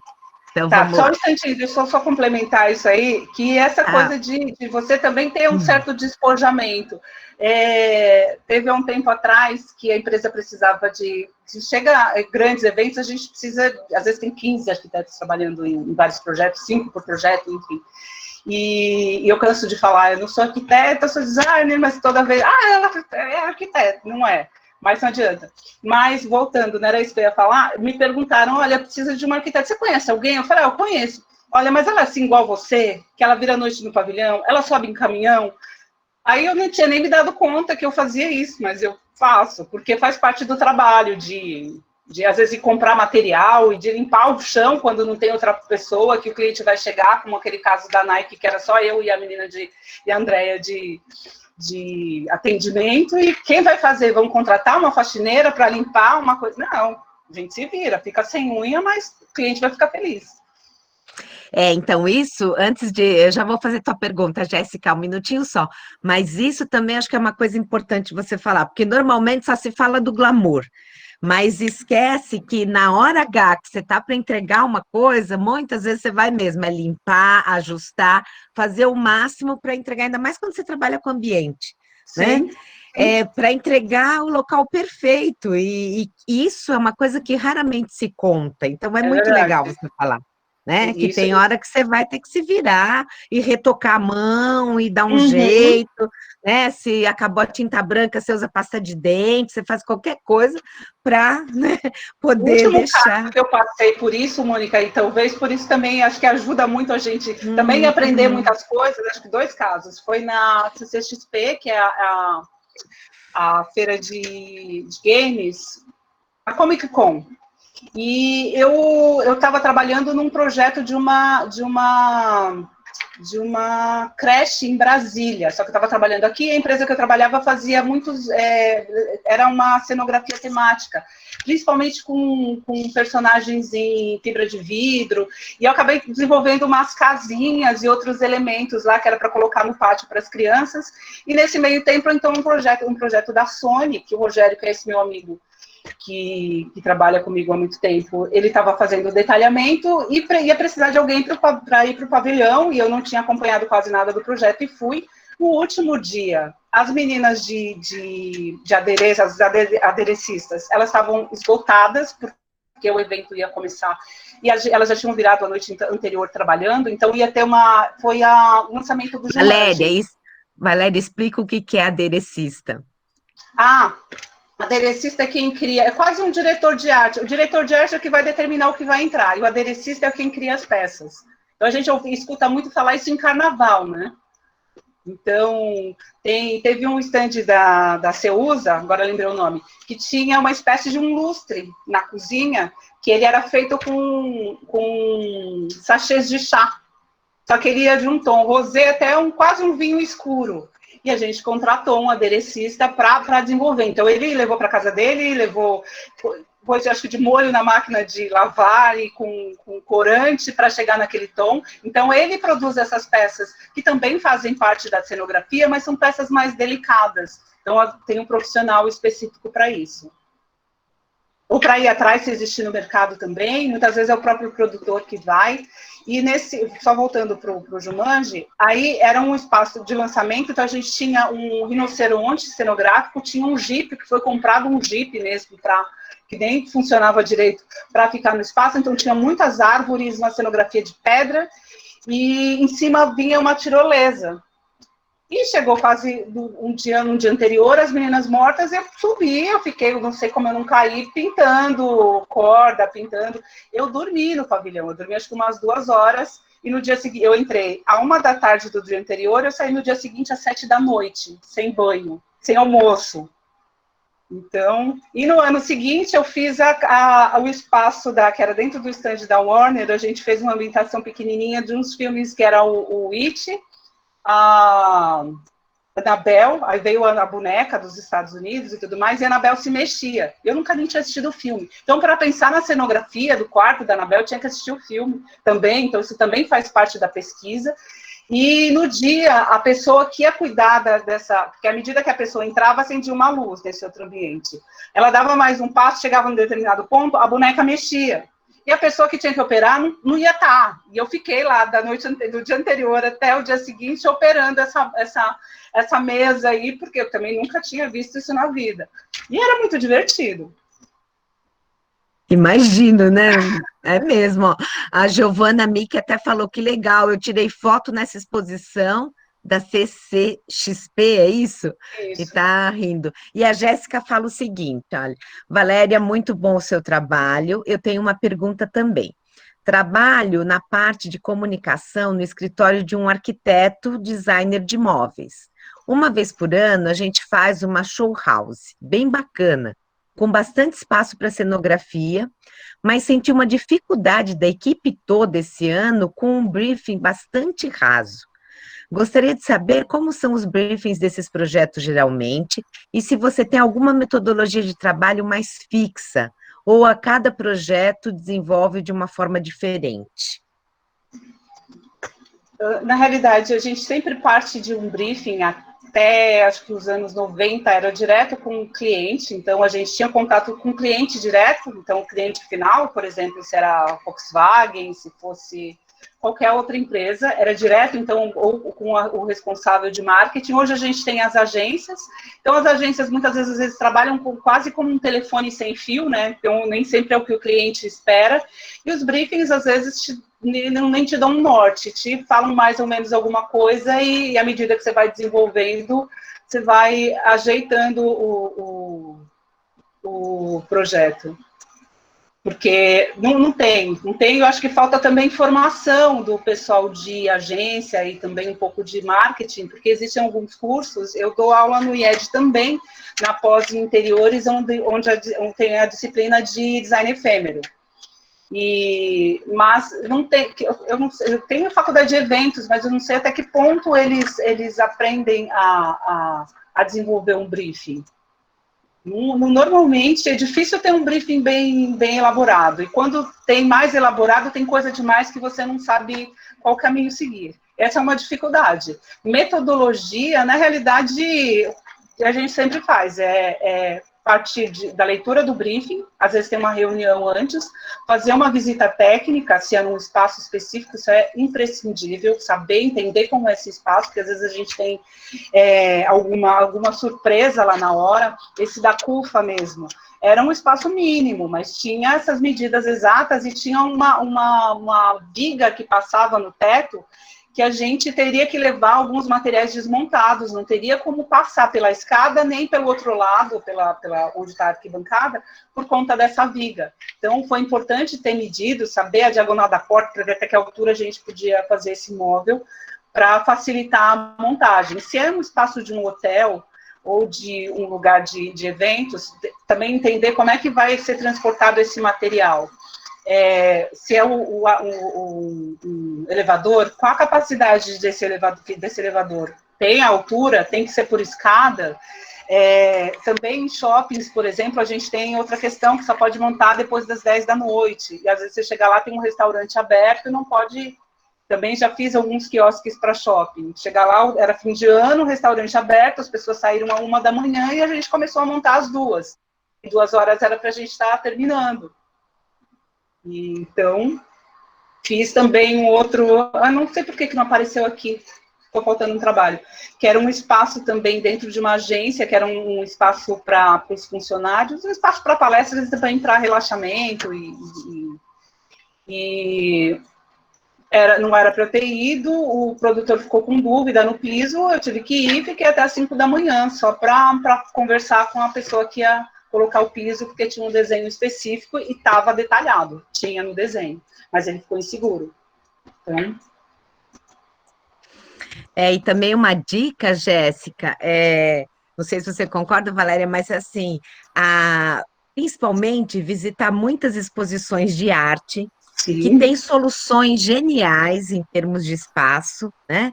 E alguns lugares como, por exemplo, Casa Cor, né? Esses lugares que trabalham com exposição de novas propostas, de novos... Eu não gosto da palavra tendência, mas no mercado profissional, dia a dia, acabam usando muito essa questão da tendência. Então, acho que isso é uma coisa muito legal, que acaba criando também um repertório muito bom para isso, né? Então, vale a pena. Não, né? repertório sem dúvida. A área de interiores como um todo, né? De interiores ou de ambientes, também traz muitas coisas boas, então vale a pena ver e acompanhar, né? Tem mais uma pergunta aqui, acho que eu vou, inclusive, considerar como a última pergunta desse dia, depois dessa palestra, depois, se alguém quiser, daí pode fazer as perguntas para a Valéria mesmo, eu vou pedir para a Valéria depois deixar um contato dela. Sim, mas o Ivan Barbosa fala o seguinte: eu gostei muito da sua palestra e achei sua trajetória e trabalho incríveis. Um mundo completamente novo para mim, ele diz. Bom. Você falou que as empresas tentam aproveitar o máximo possível dos materiais usados na construção, mas gostaria de saber como é a relação dessas empresas com a produção de lixo, se tem um comprometimento com o meio ambiente ou algo desse tipo. Tem sim. Obrigada, Ivan, né? Tem sim um comprometimento e algumas empresas têm certificação. No caso o lixo é riquíssimo. Eu não acho que tem então aproveitar o máximo, porque nem sempre dá. Às vezes um trabalho muito específico, você guarda 6 meses, 1 ano e depois não usa e fica ali ocupando espaço. Imagina o espaço que você teria que ter. Eu já ouvi falar, não por meios oficiais, que existia antes uma favela na frente do AMB, que era a favela do Gato, que depois foi urbanizada, e que a favela do Gato foi feita a partir dos resíduos das montagens das feiras. Eu não duvido. No caso da GTM, eles têm parceria com uma empresa que vai lá periodicamente para recolher esse material para reciclagem. Tem um senhor que fabrica até sapato a partir desses materiais, mas tem muita coisa que ainda sobra, que eu já tive várias ideias, já comecei a desenhar e nunca tive tempo para continuar, para aproveitar esse material e criar outros produtos, né? Eu acho que seria muito bem-vindo para eles, mas a partir de que tivesse uma coisa muito sistematizada. E eu acho que eu não terminei também de responder a pergunta sobre a metodologia, então começa sempre pelo briefing, depois a gente vai analisar o local, ver as questões, analisa o projeto, desenvolve o projeto, depois já começa a pensar, de repente, durante o próprio processo de projeto, como é que ele vai ser produzido, já pensando em materiais. Nesse meio tempo você já pode conversar com alguém, isso é legal. Ou com um marceneiro, com um serralheiro. Então tem projetos que eu faço assim, às vezes tem uma ideia de um espaço muito grande, às vezes a gente tem a possibilidade, dependendo do pavilhão, de atirantar a estrutura no teto. Então dá para trabalhar com um grande vão livre. Só que depois tem que ter um cálculo de quantidade de cabos, enfim, mas também não é nada complexo. É muito legal, Valéria. Muito legal. Tem várias pessoas aqui elogiando aqui no chat. Eu nem consegui acompanhar tudo aqui, mas muitas pessoas falando que é muito legal e que foi muito boa a palestra. Olha, a Isabela, parabéns pelos trabalhos, agradecendo. E realmente, Valéria, isso é muito bom, viu? De trazer e mostrar essas coisas, porque às vezes com uma realidade muito, muito distante, né? Ó, a Valéria está deixando aí o e-mail dela, gente, para as dúvidas, se alguém quiser, enfim, né, algum tipo de orientação também. E além disso, Valéria, acho que você deu uma dica ótima agora no final, na resposta para o Ivan. Olha quantos trabalhos, não só de pesquisa, mas trabalhos práticos também podem ocorrer com essa sobra de material, né? Então, acho que isso é muito bom. Também estão mandando aqui felicitações pela a sua apresentação, te agradecendo. Rizoma, que talvez seja do laboratório de hipermídia, também lá do México, se eu não me engano. O Marcos falando, Valéria é uma profissional completa, tanto no prático como acadêmico. Matheus, incrível apresentação e todos os projetos, muito obrigada. Então, Valéria, super obrigada mesmo, palmas aqui à distância, né? Obrigada. E agradeço muito, viu, sua disponibilidade. Obrigada a todo mundo que ficou aí até agora, né? Muito obrigada mesmo. Olha lá, a Denilson falando da Meio Demais, todos os projetos, principalmente da CUFA. O da CUFA foi fascinante. A Bárbara também falando muito legal, Carlos falando arrebentou, Tiffany, obrigada, Giovanni, ótimos projetos, perfeito, que bom. Valéria, então, super obrigada, eu te convido, se você puder, a ficar para a próxima palestra, né? Daqui a pouquinho, então, a Caroline falando trajetória incrível, daqui a pouquinho, gente, às 4h30, então a gente recebe a dupla do Coletivo Design, a Vanessa e o Marcelo Roncati, tá? Então, daqui a pouquinho a gente volta, aproveitem para um café e daqui a pouco a gente volta com eles, tá bom? Obrigada, viu, gente? Obrigada a participação, das perguntas, comentários, muito bom. Que legal, Valéria, que ótimo, né? Muito legal. Eu estava nervosa, eu falei, gente, vai colocar tudo, e depois eu vi que faltaram uns projetos legais para colocar, mas... Paciência, não dá para pôr tudo, é muita coisa. E o legal, eu acho que por outro lado, já ouvi isso, de Nossa, você não sabe o que você quer, que você foi para lá, você foi para cá, e na realidade, olhando ali na linha do tempo, eu não vi que eu fui tão longe assim. Eu dou aula de design de embalagem, eu dou aula de produção gráfica, e se eu não tivesse tido essa experiência lá atrás, fosse muito... Eu acho que a visão muda, né? É que enquanto a gente está no processo de formação, a gente não tem essa noção, né? Porque eu também, eu me senti a pessoa mais volúvel do mundo, porque eu trabalhei com gráfico, eu trabalhei com mobiliário, eu trabalhei com ambiente, eu trabalhei com interiores, depois eu fui para moda, aí eu também gostava de lecionar, então eu lecionava como se fosse assim, uma brincadeira, um hobby, sabe? Uma vez, uma noite por semana, assim, tal, e achava o máximo. Mas eu me achava hipervolúvel, que eu não tinha, né, uma linha assim, só trabalhar com gráfico, só trabalhar com produto, só trabalhar com moda, não. Eu transitei por várias áreas. Essa ideia é uma ideia muito moderna, da gente ter que fazer uma coisa só, né? Justamente, completamente, é uma ideia dos nossos pais, né? A Renata falando também se sente assim, né? Então, e daí a gente sente e fala, nossa, mas o que é isso, né? Como, né? Olha lá, a Renata falando, às vezes fico até perdida, né? Só que depois, quando eu decidi mesmo que eu ia ficar na área acadêmica, aí que caiu a ficha que tinha sentido todo esse conhecimento, porque você traz tudo, né? Você pode dar aula para falar de vitrines, como você pode falar de um projeto gráfico, um projeto de moda, um projeto de hipermídia, depois na tese eu trabalhei com hipermídia, né? Eu já li essa tese.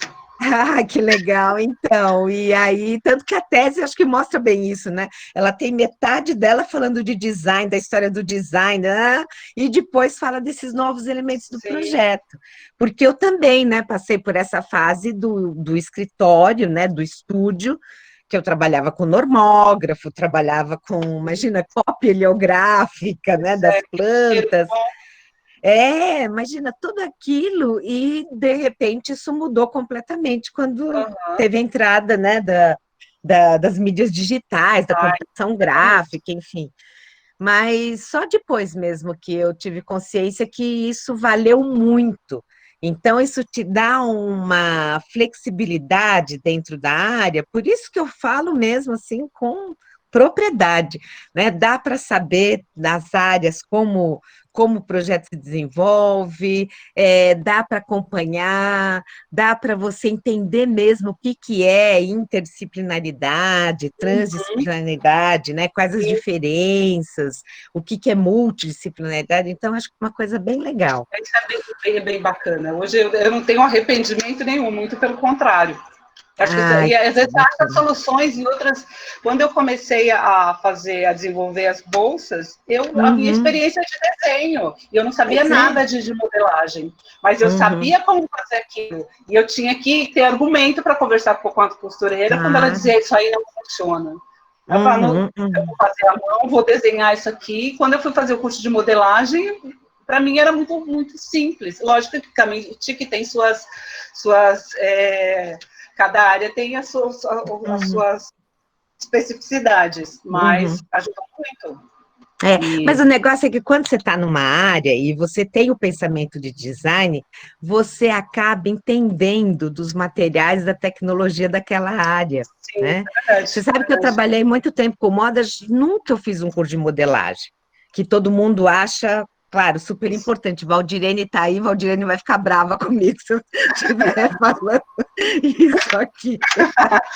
Mas assim, eu nunca fiz e eu falo sempre para os alunos, quem projeta, você consegue desenvolver, inclusive, uma modelagem. Tudo bem, não é uma alfaiataria, com certeza não. Se você precisar de uma alfaiataria, você vai buscar lá um modelista especializado nisso. Sim. Mas você tem a noção do corpo, você sabe como desenvolver, né, geometricamente isso, então é possível. Eu nunca fiz mesmo, eu trabalhava com os projetos, eu acompanhava o modelista, eu alterava, eu fazia o protótipo, e daí ia com tudo, sem problema nenhum. E na época, claro, que eu trabalhava com isso, você acaba entendendo dos tecidos, o que está tendo de lançamento no mercado, né? É uma questão de informação, né? Você não precisa estudar química para saber do tecido, a não ser que Uhum. você vá trabalhar especificamente, né, com a parte de estruturação dos tecidos. Sim. Mas, então, eu acho isso muito bom, essa formação mais ampla, por isso eu acredito mesmo no design como uma área aberta, né? Inclusive Uhum. na formação, né? Sim. Eu Olhar já para fui. outros lados, né? Já teve minha época que eu acreditava, tanto é que eu implantei vários cursos mais segmentados mesmo, né? Mesmo do pessoal que vem agora, o design digital, design de games. A gente chegou a ter um curso de design de embalagem especificamente, enfim, mas passou isso, né? Eu acho que foi um momento no Brasil, Uhum, sim. né? E que agora o que se precisa mais é muito mais esse profissional que tem uma formação que ele possa atuar em qualquer área, né? Ser mais Então, sistêmico, mais holístico. justamente, eu acho que E tem acho bem que essa. e a gente vai adquirindo isso e não ter medo de falar, só aprendi a fazer aquilo, só sei fazer aquilo. Não, esteja aberto É, para outros rumos, né? E experimentações. claro, isso é bem Então, legal. E deixa eu te perguntar uma coisa que eu tive dúvida, mas na hora tinha as outras perguntas, eu não quis alongar. Mas na tua dissertação você trabalhou com as características do design contemporâneo e do sim, design arte, e sim. você foi relacionando os Fui objetos, é isso? relacionando isso. Que Eu comecei, bacana. na realidade, com um resgate histórico, mais ou menos dos primeiros escritórios de São Uhum, Paulo. Depois eu falo um pouco, falo até bastante, porque quando eu comecei, a minha ideia era falar sobre o design do produto, uma espécie de, não sei se dá para chamar assim, de evolução do design de produto no Brasil a partir do Museu da Casa Brasileira, mas quando eu estava uhum, finalizando o projeto, o Chico Homem de Melo lançou o livro. Falei, não uhum, dá para competir. Aí uhum, eu peguei esses dois, o pessoal da Manos, eu já tinha ido conversar com eles por conta de um artigo e eu fiquei uhum, fascinada com eles. E uhum, aí foi esses percursos em São Paulo a partir dos anos 90, quando eles começaram a trabalhar, mas pensando uhum. também nos anos 80, quando principalmente imobiliário, então uma produção mais autoral, né? E Carlos Mota, o Jäger e Ai, que outros. legal. Então, para mim, foi um resgate bem importante. E aí, Ai, que bacana. encontrei esse trabalho da Patrícia. Tem o Uhum. Franzato, que é um professor da. Ah, conheço, Franzá. Conhece? Então, ele Uhum, fala muito sobre design conceitual, e eu achei que era isso. Aí eu peguei essa dissertação da Patrícia, eu falei, tá tudo aqui. Aí, conforme eu fui lendo as entrevistas, eu falei, não é isso que eles me falam. Então, eu não posso classificar assim, eu preciso de um nome mais abrangente só para eu poder ter pra poder me localizar e poder defender um pouquinho isso. Porque ai, só que não é uma legal. coisa. Ô, Valéria, manda depois tua dissertação para Mano, mim. o projeto gráfico está belíssimo, Olha que é da minha legal. amiga Fabiana, a Ai, Fabiana que me socorreu hoje, ai, e tá super bonito. Então eu falei, Fabi, a gente conversou antes, eu passei um briefing para ela, e ela trabalha na área editorial, o trabalho dela é primoroso. ai, que legal. Olha, o Adenilson Freire está falando assim: me sinto até melhor depois de ouvir isso. Tinha medo de estar fazendo um projeto sobre design de protesto e ficar preso nisso.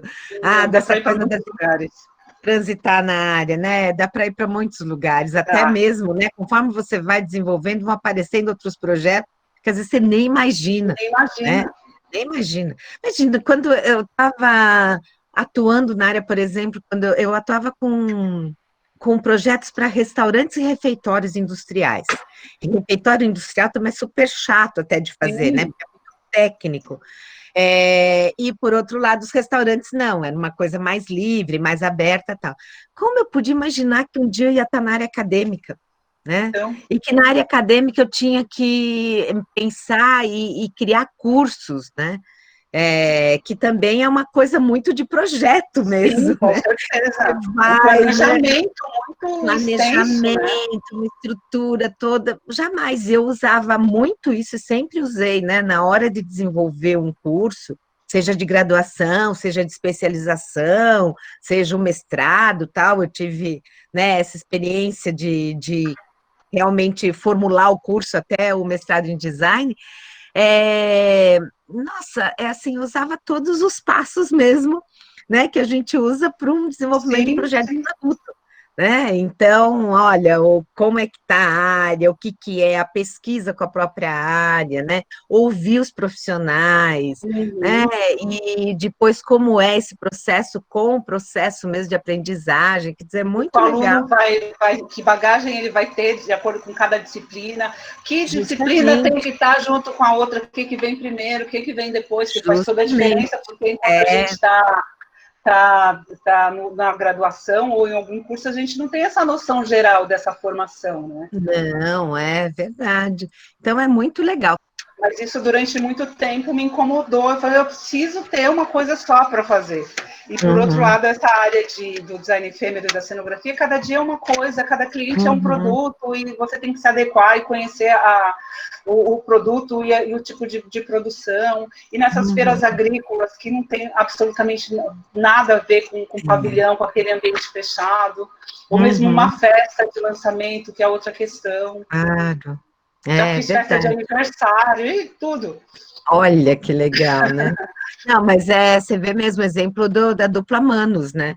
Eles fazem Sim. cenografia para casamento, para Uhum. aniversário, né? E tudo mais. Aliás, eles também eu gostaria de trazer no encontro, Ah, porque eu eles acho eles são, muito bacanas. são Mas esse acho que não dá mais generosos. tempo. Num próximo a gente Uhum. tomar um café. Ah, Eu eu vou agora já tá em cima, fiquei né? Eu aqui vou direto. tomar um café. Vai lá, vai lá. Daqui a pouco a gente se Acordando às vê. 6. Tá, até já.